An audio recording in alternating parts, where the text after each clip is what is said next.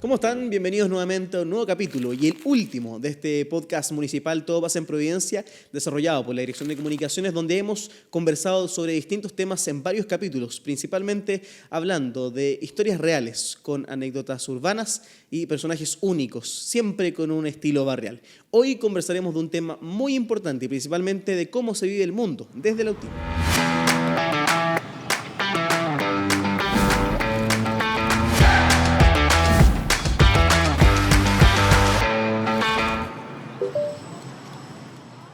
Soy Christopher Budón y nuevamente nos encontramos en la Biblioteca Bellavista, donde hemos conversado en distintos capítulos, y para queremos conversar sobre este tema que ya les adelantábamos, una condición que afecta principalmente a personas de toda edad, niños, jóvenes y adultos, y que es muy frecuente en nuestro país y en el mundo, como es bien conocido. Para conversar sobre este tema estamos con dos invitadas que nos van a poder aclarar todas las dudas que uno puede tener, toda la información, guiarnos, ¿verdad?, en todo lo que es el autismo. Justamente estamos con Constanza Cárdenas, jefa del Departamento de Diversidad e Inclusión. Constanza, gracias por estar con nosotros. Muchas gracias por la invitación. Y también estamos con Yesenia Hernández, que es fonoaudióloga y directora de la Fundación INCREA. Yesenia, también muchas gracias por acompañarnos. Gracias a ustedes. Ustedes son principalmente, ya expertas en todo lo que tiene que ver estos temas, ¿verdad? Y para presentarlas, Constanza es, como les adelantaba, la jefa del departamento y es socióloga de la Universidad de Chile con máster en Gobierno y Democracia en la Universidad Autónoma de Madrid. Desde el año 2018 se ha desempeñado en distintos espacios, justamente desde las políticas públicas, tanto en el Congreso como en la CGGOV, como en el Instituto UNAP de Políticas Públicas, donde también ha implementado y liderado iniciativas en materias de inclusión. Y por otra parte, eso, entre muchas otras más experiencias que también tiene Constanza. Y por otra parte, de verdad, Yesenia es una profesional fonoaudióloga con más de 20 años de experiencia en el acompañamiento de personas neurodivergentes y sus familias. Ha liderado programas académicos de posgrado, formando profesionales en el área de salud y educación con enfoques inclusivos y modelos de apoyos respetuosos con la neurodiversidad. También, obviamente, con una experiencia mucho más amplia, también Yesenia. Constanza, te pregunto en primera instancia, ¿qué características y rasgos pueden hacer que a mí tenga sospechas de que mi hijo, alguien en mi familia, sea autista? Oye, primero que todo, muchas gracias por la invitación y creemos muy importante como municipio poder empezar a promover y empezar a conversar estas temáticas que afectan a nuestro país y a nuestras personas, o más que afectan básicamente que nosotros podamos ir teniendo más información y contar con ello para poder ir tomando mejores decisiones y nosotros como municipalidad comprometernos con distintas acciones que ya estamos ejecutando y que podemos potenciar aún más. A mí me encantaría si Yesenia nos pudiera comentar un poco, porque ella es la gran experta en esto, pero me parece muy adecuado mencionar de que es importante decir de que el fenómeno del autismo es un fenómeno bastante complejo, o sea, no podemos decir que simplemente por un elemento u otro se va a identificar un autismo, no, probablemente siempre va a estar acompañado con una serie de indicadores y efectos que pudiesen estar revelando el diagnóstico, ¿no? Sí, gracias Constanza, me sumo también a los agradecimientos. Puede ser difícil de entender, sobre todo las características de la persona autista, porque primero que todo es una condición en el desarrollo que implica una gran diversidad de funcionamiento neurobiológico. Todas las personas somos seres humanos, ¿cierto? Se entiende un poco didácticamente así. No obstante, todos interpretamos la realidad de manera diferente y eso tiene que ver con cómo percibimos el mundo. ¿Se entiende ahí esa idea? ¿Sí? Y en el caso de las personas autistas hay una mayor variabilidad en esta manera de procesar la información. Por lo tanto, encontramos... ahí nos vamos a encontrar y es importante cómo conversar con aspectos relacionados con los manuales diagnósticos que van un poco de salida desde el punto de vista de la salud mental. Está el DSM-5, que ahí no sé, Constanza, si quieres decir algo respecto de aquello, como lo publicado en el DSM-5, que es el manual Gold Standard de aquellas patologías de salud mental. Pero hoy día las comunidades autistas y los adultos autistas nos hablan de sacarlo un poco del área de salud mental porque es patologizarlo, ¿se entiende? Claro. Entonces, ya ponerlo dentro de un manual médico es decir, el autismo es una enfermedad y no es así. Es una forma de ser, una manera de procesar diferente la información y donde la persona autista va encontrándose con desafíos en lo largo de la vida con desafío en el ámbito de la comunicación, con desafío en el ámbito del lenguaje, con algunos desafíos quizás en esto de resolver aprendizajes formales como el colegio, y en la vida adulta con desafío en esto de incorporarse al mundo social, al mundo laboral, desarrollar más autonomía que una persona quizás neurotípica, ¿sí? Y también se puede ver desde la aparición de stimming, que se llaman, que en los manuales diagnósticos médicos se describen como estereotipias motoras que corresponden a movimientos inusuales, como por ejemplo mover los brazos en algún momento en que no tienes por qué hacerlo, saltar, deambular en espacios, ¿ya? Pero en la comunidad autista explican también hoy día las personas adultas y desde el mundo médico también se está relacionando de esa forma, que más que una dificultad corresponde a una necesidad, por ejemplo, de autorregulación, de bajar la ansiedad. Porque en esto que procesamos la información distinta, y sobre todo las personas autistas, ¿cierto?, pueden encontrarse en situaciones que les provoque mucha ansiedad, como por ejemplo hablar en público, como por ejemplo desde los desafíos sensoriales, estar muy sobrecargados sensorialmente en un espacio que tiene mucho ruido, hay muchas personas.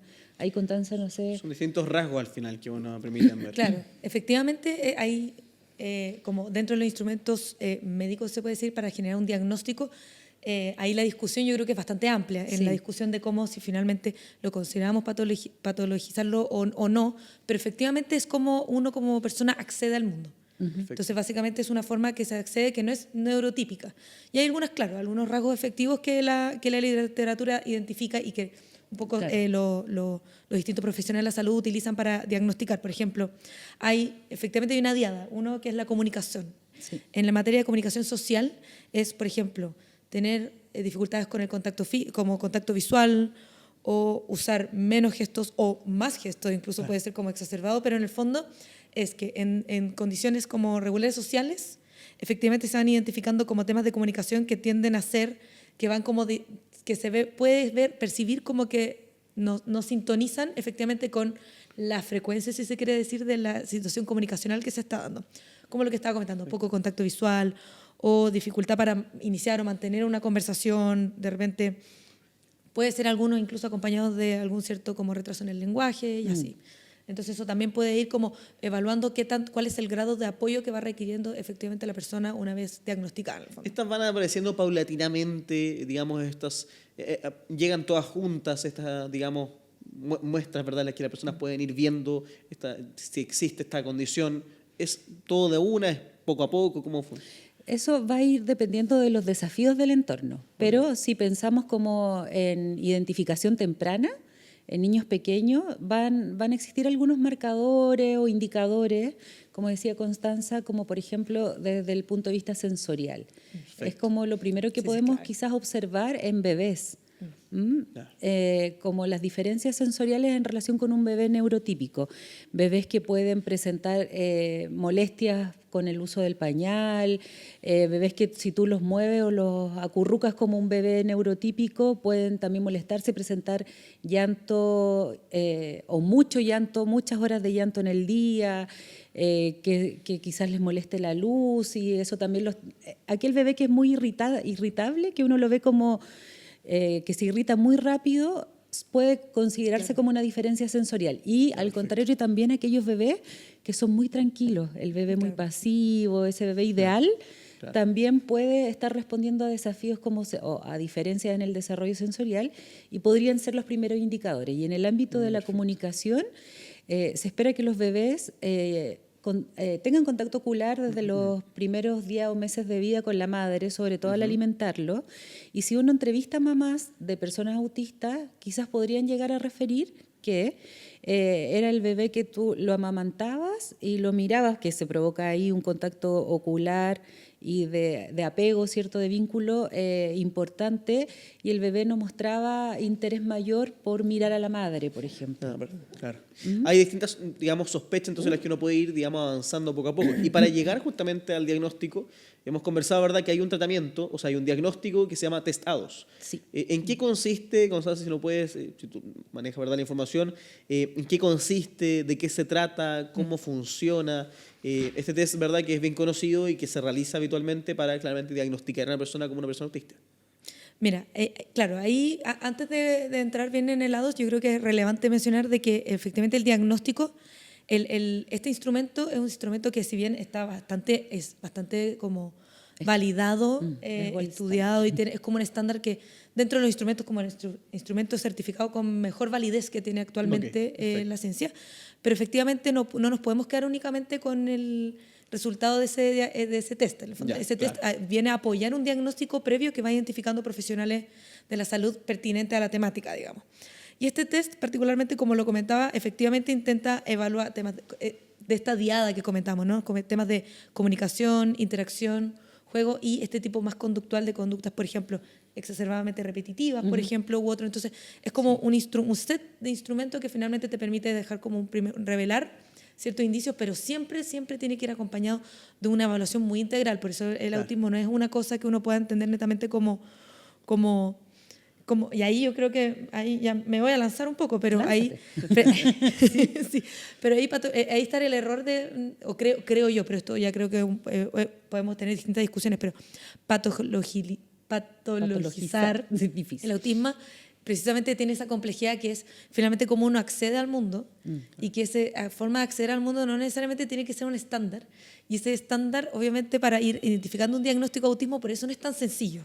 Por eso no es una cosa que simplemente uno va a hacer un test, oye, tengo una influenza, claro, me hago un test, tengo una influenza, tengo una, claro, tiene una cierta complejidad social y que eso dependiendo del grado de apoyo que tú vayas necesitando, que es como el término que se está empezando ya a usar hoy día, básicamente, que qué tan dificultoso es para ti acceder al mundo. Claro, el autismo que tú tienes te va generando limitaciones en tu vida social, laboral, o en tus espacios familiares, o con amistades, etcétera, claramente eso puede requerir un cierto apoyo y hay distintos terapeutas y perfiles profesionales que te pueden ayudar. Perfecto. Ahí para aportar un poquito a lo que comentaba Constanza, claro, si bien es cierto existe el test A2, que es el test gold estándar para el diagnóstico, en relación con la evaluación multidisciplinaria es súper importante conocer el desarrollo psicomotor, si estamos evaluando niños, por ejemplo, conocer el desarrollo psicomotor, conocer el desarrollo del lenguaje y la comunicación, que lo ve el fonoaudiólogo, lo otro el terapeuta ocupacional, si hay desafíos neuromusculares, porque a propósito de los temas sensoriales, los niños sobre todo y los adultos van teniendo perfiles neuromusculares distintos, hay hipotonía muchas veces, y la evaluación médica, porque también es posible que algunas características mencionadas, ¿cierto?, en relación con el diagnóstico del autismo puedan responder a otra patología efectivamente de salud, como algún síndrome desconocido, como algún trastorno metabólico, por ejemplo. No necesariamente tiene que ser autismo, pueden ser también otras condiciones. Exactamente. Sí. Si hay una condición médica de base, se puede hablar de autismo sindrómico, ¿ya? Claro. Si es que existe características sindrómicas. Perfecto. Pero de lo contrario no, puede haber alguna alteración metabólica, por ejemplo, que esté provocando otro cuadro de salud y que la persona, desde el punto de vista social, comunicativo, se manifiesta, digamos, como una persona autista, se observan rasgos del espectro autista, ¿se entiende eso? ¿Y este proceso de diagnóstico cómo funciona? ¿Cómo va avanzando? ¿Es por etapas? ¿Es paso a paso? ¿Es hablando con distintos profesionales? ¿Cómo es el proceso?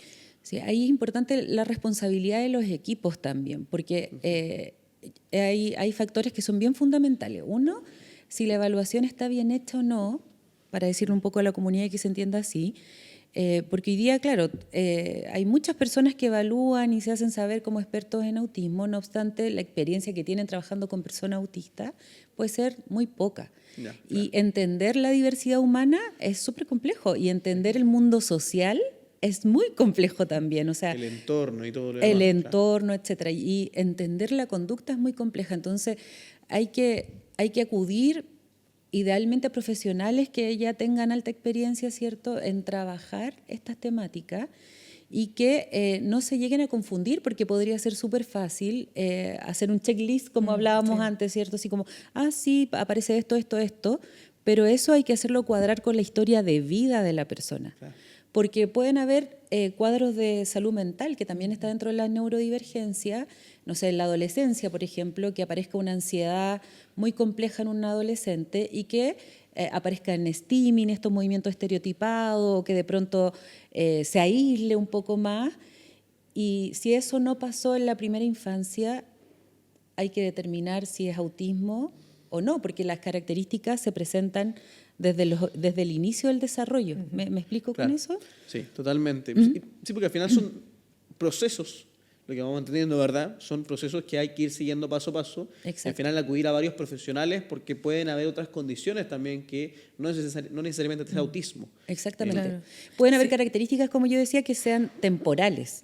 Claro. O sea, que en ese momento de la vida el adulto, el adolescente o el niño presentó otras dificultades, más de la línea de salud mental, por ejemplo, y que con un buen tratamiento eso se acabe. Si pensamos en el autismo, es una persona que presenta desafíos, ¿cierto?, en el desarrollo desde que nace hasta que muere. Sí. Claro. Y que van variando en torno a cómo también la persona va aprendiendo, va madurando, y los desafíos que también el entorno le ponen, digamos, a esta persona.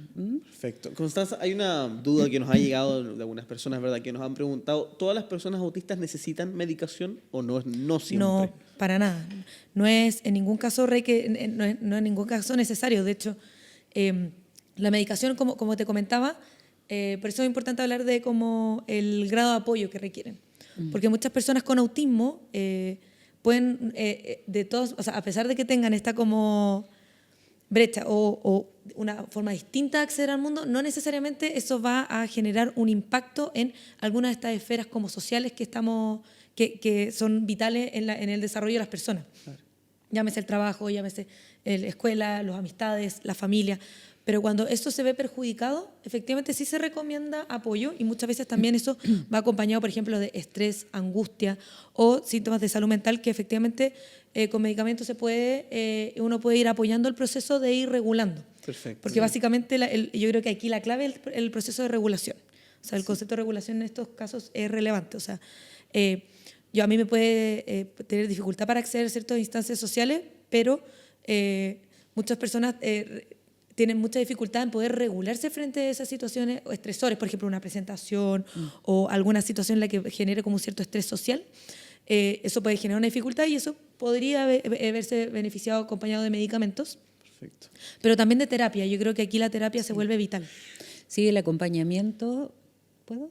Sí, no, sí. Por supuesto. El acompañamiento terapéutico o farmacológico incluso también tiene que propender, ¿cierto?, a que la persona autista mejore sus procesos, no sé si mejorar, sino que se sienta cómoda en el mundo social, en el mundo familiar, y pueda tener conductas adaptativas que se llaman, que tienen relación con poder cumplir los roles que el ser humano tiene en determinada etapa del ciclo vital. Si hablamos de un niño, su rol es ser estudiante, ¿cierto?, incorporarse al colegio, jugar, quizás hacer amigos, estar bien en términos de salud, en un equilibrio. En el caso de los adolescentes, empezar a lograr más autonomía, ¿cierto? La rebeldía del adolescente también es parte de su ocupación, porque Realmente. eso es ser adolescente.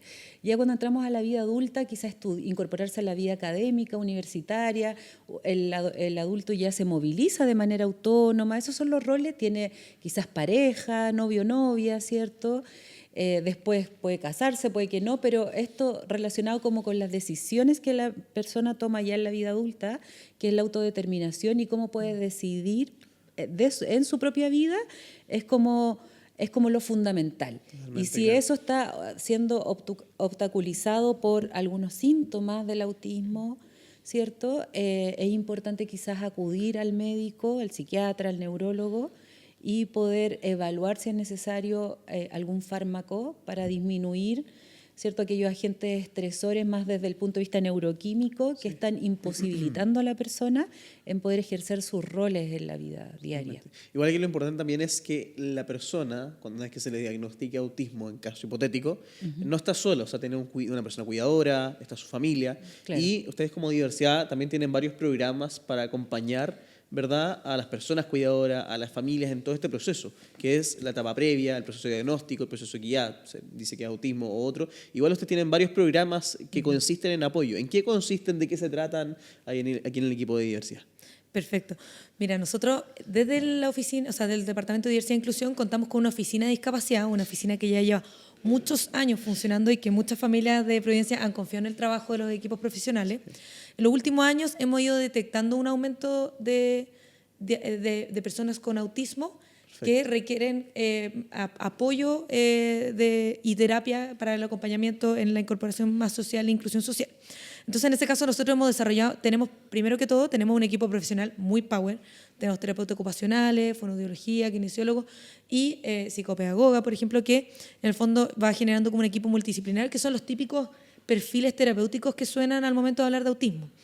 Y el equipo en general está muy especializado en autismo. O sea, si bien nosotros en la red asistencial en general de salud, existe mucha oferta para lo que es discapacidad en general, motora u otras sensoriales, pero no necesariamente hay mucho para discapacidad intelectual o en el caso de neurodivergencia como el autismo. Entonces, la oficina se ha especializado mucho en estas temáticas y, por ejemplo, tenemos varios talleres muy interesantes, no solamente dirigidos a las personas con autismo, de repente cuidadores de personas con autismo o adultos con autismo, también niños y niñas también tenemos... todo lo que es el proceso de guiarlos también. Sí, tal cual. Nosotros tenemos, por ejemplo, tenemos también, y hacemos atención individuales también si se requieren con sesiones limitadas en el fondo, pero sesiones para que vaya generando rotación y que vayan las personas de Providencia pudiendo participar. Esto es un servicio gratuito además a la comunidad. Teniendo tarjeta de vecino pueden acceder a estos beneficios. Esto es solamente la oferta que nosotros manejamos en materia de autismo, pero estoy muy orgullosa de decirte que el equipo que contamos es muy dedicado y tiene mucha pasión y mucho compromiso con este tipo de personas con discapacidad intelectual o personas neurodivergentes con autismo. Entonces hay harta herramientas. Nosotros tenemos hartos juegos, tenemos hartos... también implementamos helados, pero siempre esto tiene que ir acompañado con una solicitud de una orden médica, por ejemplo, que en el fondo vaya diciendo que requiere de un examen que vaya acompañando el diagnóstico. Entonces nosotros constantemente vamos apoyando en ese proceso. De repente muchas personas que están en la sospecha los atendemos y nuestros mismos profesionales les van recomendando ciertos perfiles, quizás una consulta de un neurólogo o un psiquiatra u otro para que vayan determinando un posible diagnóstico, y eso creo que es muy positivo y además como un servicio gratuito a la ciudadanía, y vamos abriendo cupos para estos talleres constantemente. Igual es muy valorable todo el espacio de tener programas de acompañamiento. Totalmente. Porque para un padre, una madre que no está acostumbrado a que su hijo, digamos, sea diagnosticado en esta condición, debe ser un proceso también de acompañamiento que lo ideal es que sea guiado también, que te pueda guiar un profesional, que te pueda acompañar de cómo llevar la situación, cómo también integrarlo socialmente ya de una forma distinta quizás. Sí, ahí el equipo de Tanza es lo que ella decía, súper apasionado. Yo creo que en materias de acompañamiento debemos contar con profesionales apasionados, porque de lo contrario, como decía anteriormente yo, entender el mundo social es súper complejo, incluso para las personas neurotípicas. Es muy complejo. Entonces, acompañar a una persona autista requiere de mucha creatividad, y para eso tienes que ser apasionado, porque si no te gusta lo que haces, no se te activa la creatividad. Tienes que poder sintonizar también con la persona que está o la familia que estás acompañando. Y si no eres apasionado tampoco lo logras como en su totalidad, porque es como en el fondo ponerse verdaderamente en los zapatos, en los pies de la persona que estás intentando acompañar para que aprenda a cuidarse, acompañar al cuidador para que no se provoque la fatiga del cuidador y aprenda también a cuidarse. Y ahí Providencia, Tanza con su equipo tienen muchas oportunidades para la comunidad y que se realizan de manera muy profesional, muy sistematizada, y que no es, voy a decir una palabra quizá un poco informal, pero que no es una aspirina, ¿me entiendes? Es un proceso de acompañamiento. Es un proceso serio, sistematizado, con un equipo de profesionales muy formado, y no es una actividad al azar, digamos, que se hace una vez al año, sino que esto perdura y lleva, como decía Tanza, mucho tiempo funcionando, y ese mucho tiempo funciona y con un equipo estable, que es súper valorable, porque en general en los servicios públicos, sobre todo los equipos no son estables, hay mucha rotación. Y eso imposibilita el hecho de formar un equipo de acompañamiento que vaya teniendo evaluaciones permanentes para mejorar la calidad del servicio. Sí, no hay solamente un pequeño comentario. Clave igual uno investigaría inicialmente el tipo profesional que te va a atender. O sea, idealmente, sobre todo como el diagnóstico llega a ser lo más complejo, y no tengo duda que pues, estas son las consultas que siempre aparecen, efectivamente que sean profesionales que hayan trabajado autismo. Tanto quienes, el equipo terapéutico como quienes diagnostican, tienen que ser personas que tengan experiencia con personas autistas para poder llegar al mejor diagnóstico. Entonces, estamos llegando casi al final del programa, pero preguntarte, ¿cómo las personas pueden acceder a estos programas? Tienen que saber si nos indicaste, pero en caso de necesitar ayuda en el proceso, en guiar si sospecho que mi hijo, hija, un joven, un adulto tiene autismo, ¿cómo puedo guiarme en el proceso? ¿Cómo puedo pedir ayuda a la municipalidad? Mira, nosotros tenemos un correo que es diversidad@providencia.cl y ese correo nosotros estamos constantemente monitoreando quienes nos levantan consultas o dudas. Nosotros siempre tenemos un equipo profesional que orienta muy bien la red asistencial. Tenemos trabajadores sociales también que están disponibles constantemente. Nosotros, por ejemplo, tramitamos credencial de discapacidad, por ejemplo, u otros. Entonces, constantemente estamos muy abiertos a que si alguien no sabe cómo orientarse, nosotros sí o sí le damos una atención de orientación de cómo puede seguir una hoja de ruta de acuerdo a todas estas características que comentaba Yesenia, características familiares, la historia de vida, etcétera, y con eso ir haciendo un apoyo en el acompañamiento de estas personas para generar un diagnóstico. Uno puede siempre estar acompañado, que eso es lo importante. Sí. Antes de terminar el programa, nosotros tenemos una mención de nuestros emprendedores, como es habitual, ¿verdad?, de nuestra red de emprendedores del Hub Providencia, donde les hemos mostrado productos y servicios que nos ofrecen nuestros mismos emprendedores acá en Providencia. Quiero invitarlos a que pasemos a revisar qué tienen para ofrecernos a continuación. Celto Fierros es un emprendimiento familiar 100% hecho a mano, dedicado a la reutilización de materiales, especialmente fierro, que combinan con piedras preciosas para crear piezas únicas y sustentables. Puedes encontrar toda su información en su Instagram, que está apareciendo ahora en pantalla. Y bueno, amigos, hemos llegado al final de este capítulo y al final de la temporada también de este podcast municipal Todo Pasa en Providencia. Quiero agradecerle a Tanza, ¿verdad?, Constanza Cárdenas, la jefa del departamento, y Yesenia, muchas gracias por habernos acompañado en lo que fue también este último capítulo en el que hablamos de algo sumamente importante, que es cómo vivir en el mundo con autismo. Sí, muchas gracias. No, muchísimas gracias. Nosotros encantadas de poder ayudar. Y ustedes ya saben, pueden, en caso que tenga la sospecha de que su hijo, su hija, un joven, un adulto tenga condiciones de autismo, pueden pedir ayuda, pueden escribir a diversidad@providencia.cl para guiarse en un proceso y recordar siempre que las personas no están solas en lo que es el autismo. Nosotros nos estamos viendo, recuerden que toda esta información pueden encontrarla siempre, todos los capítulos en providencia.cl, toda la información de todo lo que hablamos, y nosotros nos estaremos viendo muy pronto en lo que fue ya este final de temporada y final de este podcast Todo Pasa en Providencia. Así que nos vemos muy pronto. Chao, chao.